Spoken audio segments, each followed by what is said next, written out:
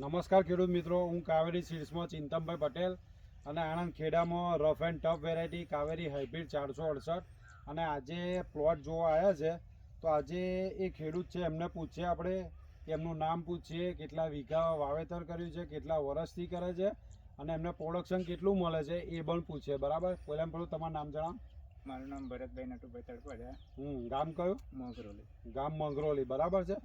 તમે કાવેરી કેટલા વીઘા વાવી છે? 7 વીઘા વાવી. 7 વીઘા વાવી છે. તમારા ખેતરમાં પેલા ખૂણેથી લઈને આ ખૂણે મૂકીએ કોઈ ભેગ આવ્યો? ના, એવું કઈ નહીં, એક સરખું છે બધું. અને આ તમને મારા હાથમાં જે કંટી છે 1 ફૂટ લાંબુ કંટી છે. બરાબર. 350-400 દાણા જાતે હું તમને બતાવી રહી છું કે ખેડૂતના ખેતરમાં 350 દાણાથી લઈને 400 દાણા ભરાવદાર કંટી છે અને વજનવાળું કંટી છે. બરાબર છે. અને પાક બી તમારો રેડી થઈ જવા આવ્યો. તમારે ફૂટ કેવી લાગી? ફૂટબૂટ બહુ સરસ છે બધી. બરાબર. આ કંટી તો તમારે લોબુ છે, દરેક કંટી તમારા ખેતરના છે 1-1 ફૂટ લાંબા કંટી છે. બરાબર છે.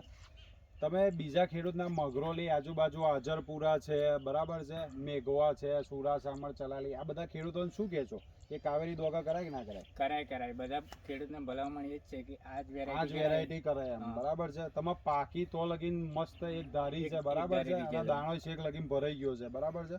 અને વરસાદમાં આડી બી નહીં પડતી. એટલે તમે ખેડૂતની દ્રષ્ટિએ બીજા ખેડૂતને સારી સલાહ આપશો કે ભાઈ કાવેરી કરો એમ? કાવેરી જ કરવી જોઈએ. કાવેરી જ કરવી જોઈએ. અને એક તો રોગ પ્રતિકાર શક્તિ સારી છે. બરાબર છે. ફરી કોઈ પવન આવે, વરસાદ આવે તો એને પડવાની શક્યતા ઓછી છે એમ. અને બીજી ડોગરોને જેમ કે અમરેજ આડું પડી જાય એવું કઈ થતું નહીં. એટલે તમે કાવેરી પર વિશ્વાસ છે. બરાબર છે. ઘણા 5-6 વર્ષથી હું આ જ કરું છું. અને બીજા ખેડૂતોને તમે કહેજો કે કાવેરી સારી આવે છે. બરાબર છે. કે ગમે તેવી લુલાલી લાલચ ચાલે, એગ્રો વાળા કઈ કે, પણ તમારા ખેડૂતને પોતાનું આંખે જે જોવો એના પર વિશ્વાસ રાખો. બરાબર છે કાકા?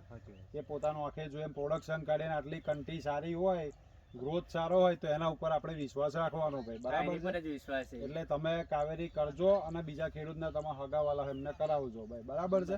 બસ હું કરાવજો.